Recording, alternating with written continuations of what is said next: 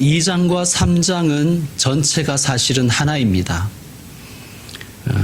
다 읽어야 되지만 오늘은 에베소 교회에게 주신 말씀만 읽고 오늘의 설교의 내용은 2장과 3장 전체의 서론이라고 할 수 있습니다. 목사가 되려면 신학대학원을 나와야 됩니다. 신대원이라고도 하죠. 신대원에 입학하려면 입학고사를 치러야 됩니다. 과목은 성경과 영어입니다. 성경은 거의 외우다시피 해야 합격의 가능성이 높아집니다. 신대원 입시를 준비하던 시절 요한계시록에 나오는 이 7교회를 외우기 위해서 저는 이렇게 외웠습니다. 에서 아버지도 삽비라. 뭘 사라는 거죠. 에베소, 서머나, 아는 아닙니다. 그 말을 만들려고 넣은 거고요. 아는 아니고, 버가모, 지도 아니고요. 두아디라, 사대, 빌라델피아, 라우디게아. 그렇게 외웠습니다. 여러분도 한번 외워보실래요? 에서 아버지도 삽비라. 그렇게 외우시면 됩니다. 7교회입니다. 요한계시록을 잘 이해하려면 요한계시록에 나오는 숫자들을 좀 잘 이해해야 됩니다. 요한계시록에 많은 숫자가 나오죠. 근데 그 중에서 가장 중요한 숫자 하나를 꼽으라면 7입니다. 7 영, 7교회, 7별, 7 금촛대, 7인, 7 나팔, 7 대접, 7 뿔, 7 눈, 7 천사. 7은 상징성을 가지고 있어요. 7교회가 가지는 상징성이 뭘까요? 첫째는 대표성입니다. 여러분에게 만약에 한국 교회를 대표하는 교회를 꼽으라면 여러분 어떤 교회들을 꼽겠습니까? 김포평강교회, 그죠? 당연히 쳐놓고 뭐 어떤 교회들을 뽑아요? 한국 교회를 대표하는 교회, 여러분 어떤 교회라고 생각하십니까? 뭐 좋은 면이든 나쁜 면이든 말이죠. 일단 여의도 순복음교회는 들어가겠죠, 그죠? 영락교회, 또 사랑의 교회, 조이어스 교회, 뭐 이런 교회들 우리가 뭐 온누리 교회라든지, 그죠? 뭐 소망교회, 뭐 명성교회, 뭐 그런 교회들이 되겠죠. 자, 우리는 일단은 이 한국 교회를 대표하는 교회 하면 일단 큰 교회가 생각납니다. 그만큼 우리가 규모주의, 물질주의, 엘리트주의에 물들어 있는 시대 풍조를 살기 때문입니다. 아시아 7교회는 뭐 큰 교회들은 아니었습니다. 그러나 그 시대에 존재했던 교회들의 대표성을 띠는 교회들입니다. 그러니까 그 시대의 도전 앞에 교회가 어떻게 반응했는지를 잘 보여주는 교회가 7교회였습니다. 2장과 3장을 우리가 대충 읽어봐도 그들이 뭐 종교적인 엘리트가 아니었음을 우리는 알 수 있어요. 자, 7교회가 가지는 두 번째 상징성은 교회의 완전성입니다. 7은 우리가 완전수라고 하죠. 완전수. 이 7을 왜 7이 완전수냐 하면 하늘의 숫자가 3이에요. 삼위일체. 3. 땅의 숫자가 4입니다. 동서남북. 유대인들은 이것을 이제 합쳐서 7. 하늘과 땅의 완전수. 그래서 7을 완전수라고 그렇게 생각을 합니다. 자, 7이 완전수라고 해서 7교회가 완전했다는 뜻은 아닙니다. 뭐 윤리적, 도덕적으로 완전했다는 뜻은 아니에요. 완벽했다는 뜻은 절대로 아닙니다. 예수님에게 야단도 많이 맞았어요. 자, 그러면 뭘 가지고 완전하다 그러느냐? 예수님과 관계 속에 있기 때문에 완전하다는 거예요. 자, 제가 주보에 그림도 실어놨고요. 밑에 보면 표도 제가 수록해 두었는데 표를 한번 보시죠. 자, 에베소부터 라오디게까지 쭉 제가 세로로 적어 두었고요. 첫 번째 칸에는 발신자가 누구인지를 소개하고 있습니다. 자, 먼저 에베소 교회에게 보낸 편지에는 발신자가 누구로 되어 있냐면 오른손에 있는 7뼈를 붙잡고 7 금촛대 사이를 거니시는 이라고 되어 있습니다. 이분이 예수님이죠. 예수님을 이렇게 소개했어요. 그런데 그 8절 서머나 교회는 88이 아니라 8입니다. 처음이며 마지막이요 죽었다가 살아나신 이로 소개하고 있습니다. 자, 버가모는 뭐라고 소개하고 있죠? 여러분 한번 읽어주세요. 예. 그 다음 두아디라는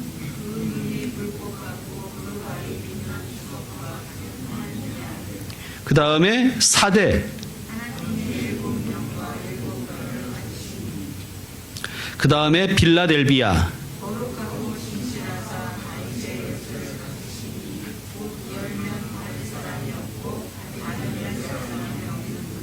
예. 그 다음에 마지막으로 라오디게아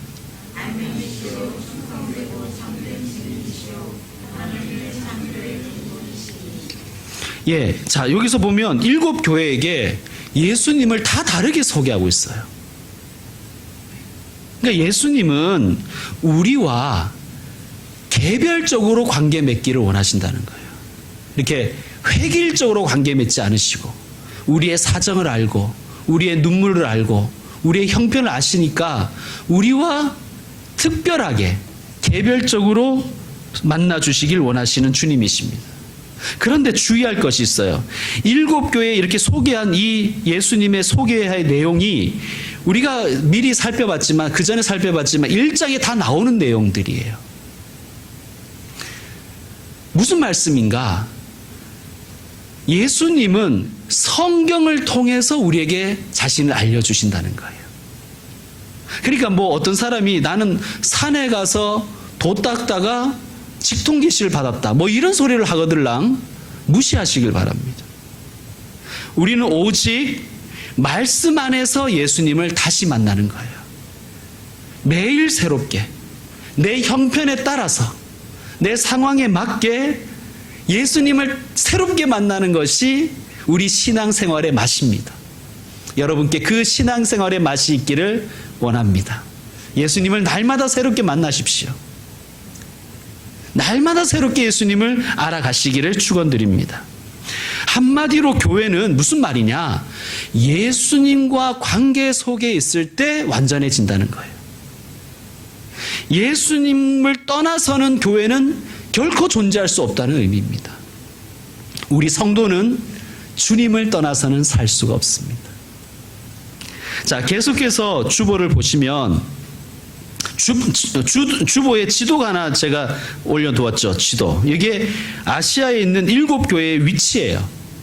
자, 에서 아버지도 삽비라 이 위치를 한번 보십시오. 에베소, 서머나, 버가모, 두아디라, 사대, 빌라델비아, 라오디게아. 위치가 어떻습니까? 반모섬에서 제일 가까운 에베소에서부터 시작해서 시계 방향으로 둥그렇게 차례대로 위치해 있어요. 이 순서대로.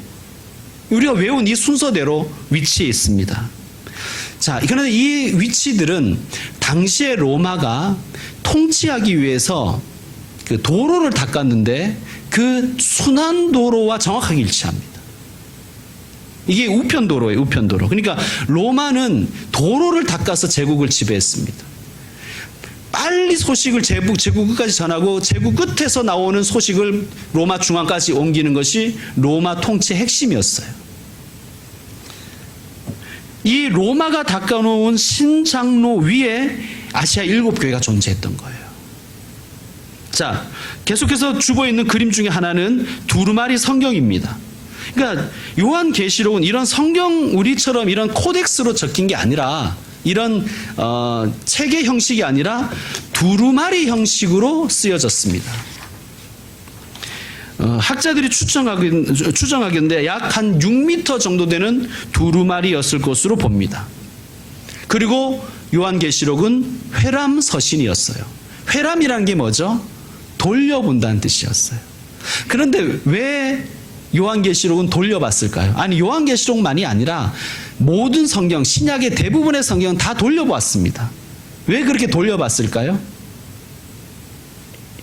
에베소 교회가 보고 다시 서머나 교회로 보내주고, 서머나 교회가 읽어보고 다시 두아디라 교회로 보내주고.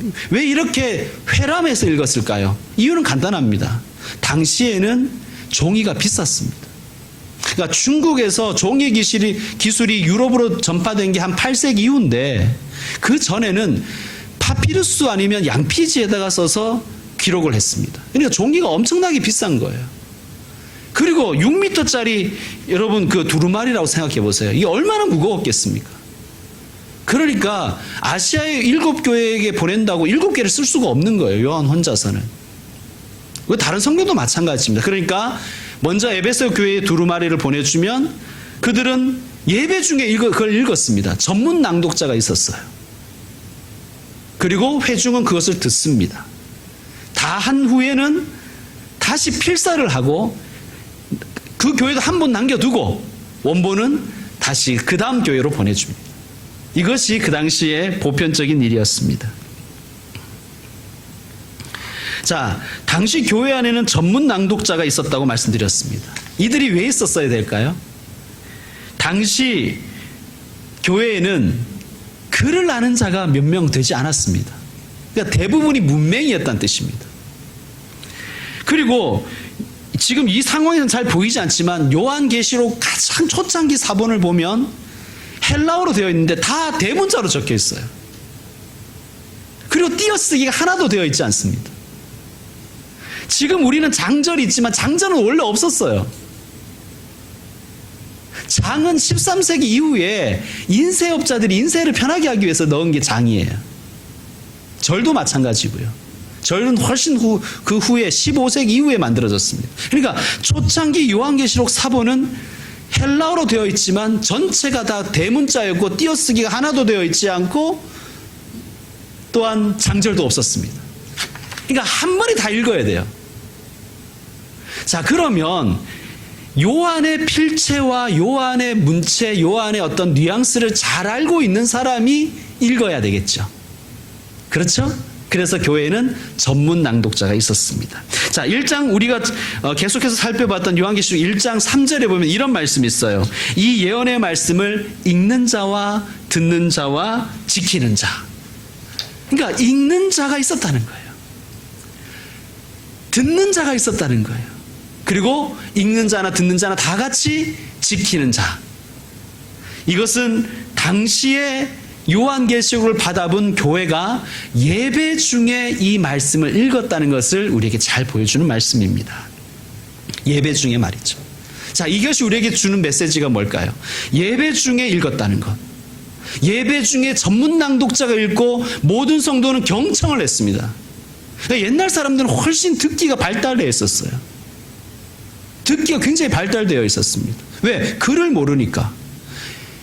글을 모르니까 잘 외웠고 그것을 읽어주는 사람의 얘기를 잘 들었습니다.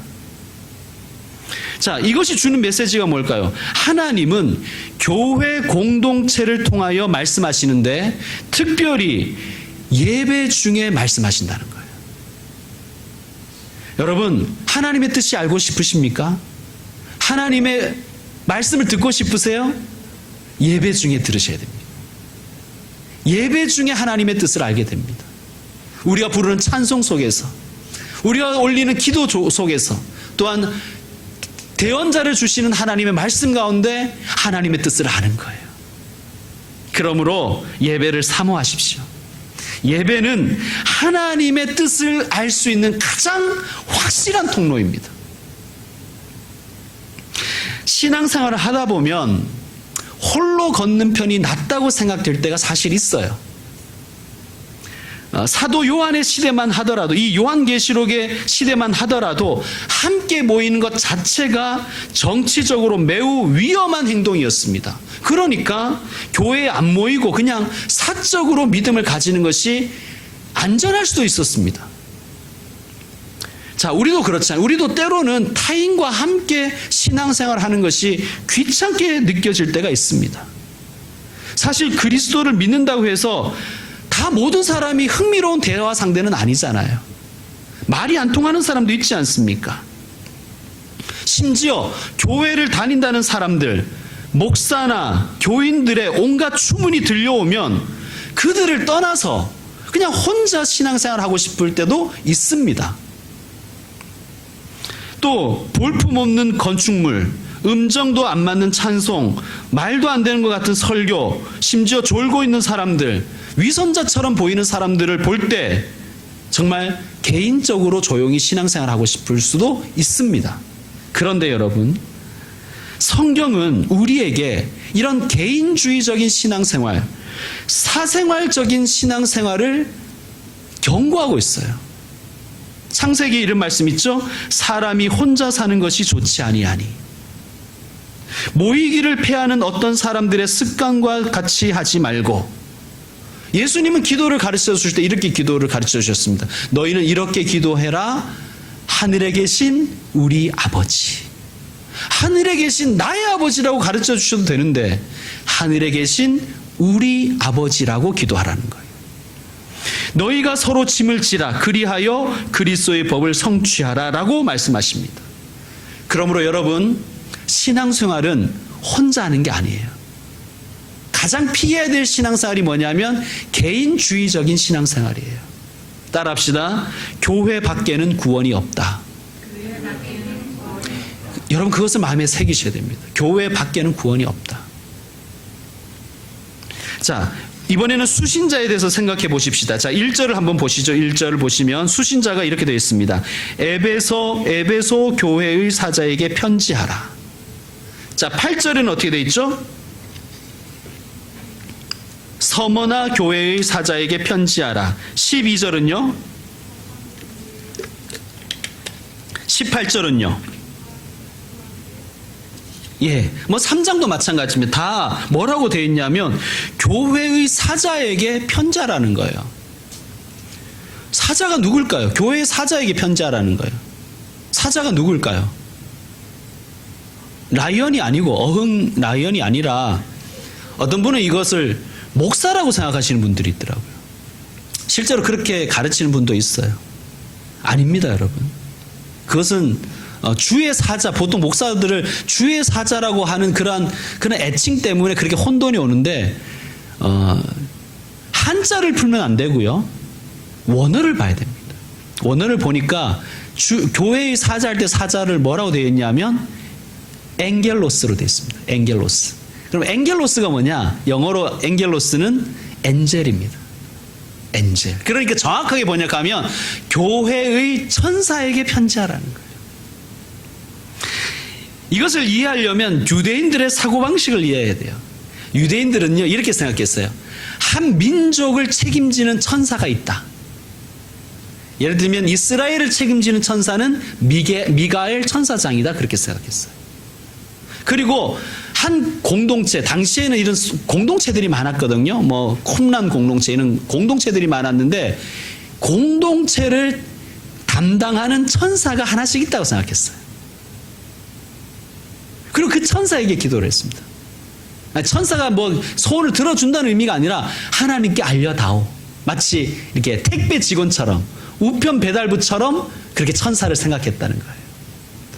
뭐 그렇다고 여러분 뭐 수호천사 그런 개념이 아닙니다. 이게 무슨 의미냐? 그냥 예수님께서 편지를 보내는데 에베소 교회의 사자에게 편지를 보내라는 거예요. 이게 무슨 말일까요? 이 말은 교회는 지상에 존재하지만 또한 하늘에도 존재한다는 뜻입니다. 그러니까 이런 개념을 생각하시면 돼요. 지금 하나님 앞에 김포평강 교회 공동체를 담당하는 천사가 하나 있는 거예요. 그리고 하나님은 그 천사에게 일을 시켜서 부려서 김포평강교회에게 전할 말씀을 주시는 거예요. 그리고 김포평강교회 기도는 그 우편배달부를 통해서 하나님께 전해지는 거예요. 그러니까 하나님 앞에 지금 교회가 있는 거예요. 교회가. 그런 개념입니다. 자, 좀 바쁘지만 우리 성경 한 곳을 찾아봅시다. 에베소서, 요한계시록을 손으로 잡으시고 에베소서 2장으로 한번 가시죠. 에베소서는 신약성경 310쪽쯤에 있습니다. 에베소서 2장 5절과 6절입니다. 에베소서 2장 5절 6절 우리 함께 읽겠습니다. 시작. 허물로 죽은 우리를 그리스도와 함께 살리셨고 너희는 은혜로 구원을 받은 것이라. 또 함께 일으키사 그리스도 예수 안에서 함께 하늘에 앉히시니. 아멘. 교회를 지상에 존재하는데 지금 뭐라고 얘기하냐면 하늘에 예수님과 함께 앉아 있다는 거예요. 예, 그런 개념입니다.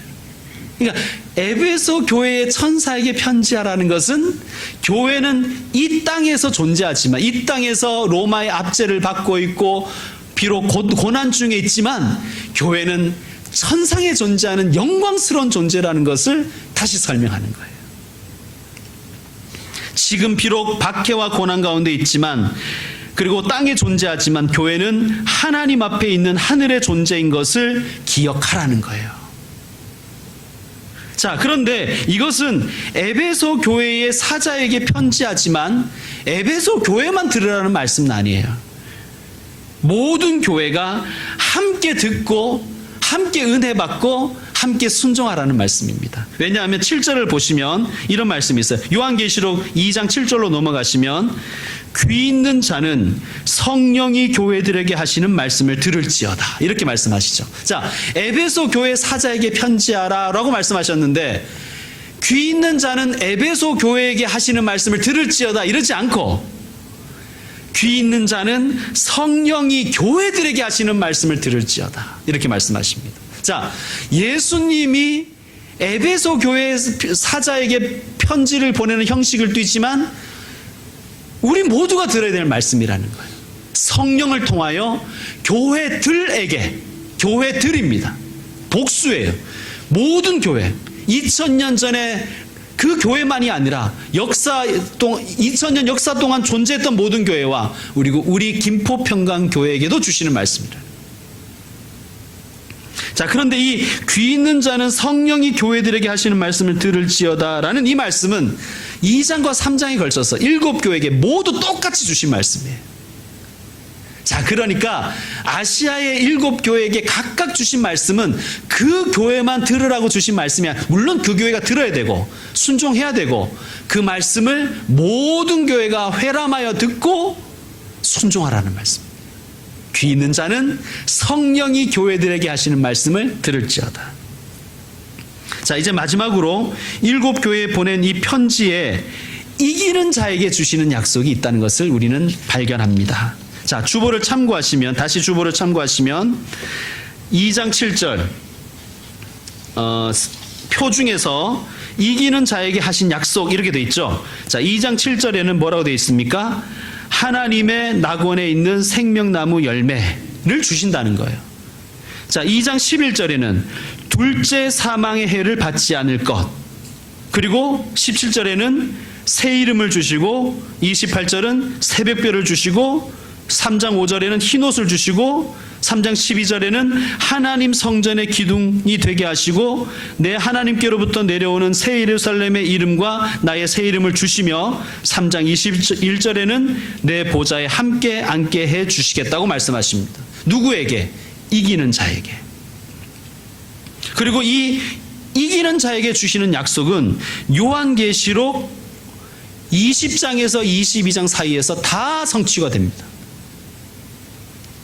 자, 에베소 교회에게 주신 약속이 또 우리 교회에게 주시는 약속이, 나에게 주시는 약속은 하나님께서 반드시 이루어 주신다는 말씀이에요. 하나님은 약속을 지키시는 분인 것을 우리에게 말씀해 주시는 것입니다. 자, 그러면 약속을 지키시는 하나님이신 것을 우리가 믿고 이기는 자가 되라는 거예요. 이기는 자. 자, 그러면 이기는 자가 뭐냐는 거예요. 이기는 자가. 이기는 자. 이기는 자는 결론적으로 말하면 순종하는 사람이에요. 순종하는 사람. 자, 에베소 교회부터 시작해서, 자, 에베소 교회를 먼저 보시면 2장 5절에 보시면 이렇게 말씀하고 있습니다. 그러므로 어디서 떨어졌는지를 생각하고 회개하여 처음 행위를 가지라 라고 하나님은 명령을 주십니다. 예수님은 명령을 주세요. 이기는 자라는 것은 그 명령을 순종하는 사람이에요. 그러면 왜 순종하는 사람이라고 하지 않고 이기는 자라고 했을까 하는 것입니다. 자, 여러분 혹시 이스라엘의 뜻을 아세요? 이스라엘의 뜻. 야곱이 하나님의 사자와 씨름하여 이긴 후에 새 이름을 하나 받습니다. 내가 너를 이제 야곱이라 하지 않고 뭐라고 한다? 이스라엘이라 하리라. 왜 그렇게 이스라엘이라 한다고 되어 있습니까? 네가 하나님과 겨루어 이겼기 때문이다. 그러니까 이스라엘의 이름 뜻은 뭐냐면 이긴 자라는 뜻이에요. 이긴 자. 그러니까 순종하는 사람이 이기는 자라는 거예요. 순종하는 사람이 승리하는 자이며 순종하는 사람이 참 이스라엘이란 뜻입니다. 그러니까 혈통적으로 유대인이라서 이스라엘이 아니라 예수님의 말씀을 듣고 믿고 순종하는 자가 참 이스라엘이라는 것을 말씀하시는 거예요. 그러니까 그러면 순종하는 사람은 어떤 사람인가? 아무리 힘들어도 예수님을 믿는 사람이 순종하는 사람이에요. 그러므로 오늘 이 말씀은 무슨 뜻인가? 이기는 자에게 약속을 주셨다는 것은 어떤 의미냐면 너는 이기는 자야. 너는 네가 정말 이스라엘이야. 그러니까 포기하지 마. 신앙을 포기하지 마. 너는 이기는 자기를 나는 원한다. 이런 뜻입니다. 여러분 모두 이기는 자, 참 이스라엘 되시기를 축원드립니다. 이제 말씀 마무리하겠습니다. 교회는 예수님과의 관계를 통해서 정체성이 발생합니다. 우리의 정체성은 뭐예요? 우리의 정체성은 참 이스라엘이에요. 참 이스라엘이 되려면 어떻게 해야 되는가? 내 안에 예수님의 향기로 충만해야 돼요. 예수님의 말씀을 따라 살아가는 것, 그것이 예수님의 향기로 충만해지는 것입니다. 순종하는 자가 이긴 자입니다. 순종하는 자가 참 이스라엘입니다. 이런 제가 예화를 본 적이 있어요. 수백 마리 양을 키우는 목장에는 어미 양도 죽을 때가 있고 새끼 양도 죽을 때가 많대요. 그러니까 새끼들을 두고 어미가 죽을 때도 있고 어린 새끼들이 죽는 경우도 있답니다. 그러면 목장 주인은 어떻게 하냐? 목장은 어떻게 하냐면 새끼를 잃은 어미 양에게 어미를 잃은 새끼 양을 붙여준대요. 근데 그냥 붙여주면 안 된대요. 어떻게 해야 되냐면 죽은 새끼의 가죽을 입혀서 그 새끼의 냄새가 나게 해야 어미 양이 젖을 준대요. 저는 그 얘기를 듣고 이게 우리에게 해당하는 예수님과 나와의 관계에 해당하는 말씀이 아닌가, 그런 얘기가 아닌가, 그런 생각을 하였습니다. 여러분, 우리 몸에, 우리의 삶에 예수님의 냄새가 나야 하나님은 우리를 이스라엘로 인정하시는 거예요. 하나님께서도 우리를 당신의 자녀인지 아닌지를 구분하시는 기준이 뭐냐? 우리에게 예수님의 향기가 나는지 안 나는지인 거예요. 겉모양이 아무리 그럴싸해 보여도 내 안에 예수님의 향기가 없으면 가짜입니다. 겉모양은 비록 여러 가지로 모자라는 것이 있고 또 겉모양은 아무리 힘든 모습이 있다 할지라도 내 중심에 예수님의 향기가 배어있고 배어있는 향기가 은은하게 퍼지면 나는 진짜 이스라엘이 되는 거예요. 귀 있는 자는 교회들에게 하시는 말씀을 들을지어다. 이 말씀을 듣고 한 주간 살아가시는 귀한 분들 되시기를 축원합니다. 기도하겠습니다. 하나님 감사합니다. 요한계시록을 통하여 우리의 정체성이 무엇인지 알게 하여 주시니 감사합니다. 하나님, 우리의 정체성은 오직 예수님 안에 있습니다. 예수님 안에 있을 때 교회도 성도도 바른 정체성을 가지는 줄로 믿습니다. 예수님의 향기가 내 안에 깊이 배이게 하여 주시옵소서. 예수님의 향기가 또한 우리를 통하여 은은하게 퍼지게 하여 주시옵소서. 그래서 예수의 냄새나는 교회, 예수의 향기로 충만한 교회와 성도가 되게 하여 주시옵소서. 예수님의 이름으로 기도드립니다. 아멘. 주신 말씀을 기억하시면서 우리 다 같이 일어나서 결단의 찬양 하나님께 드리겠습니다. 176장입니다.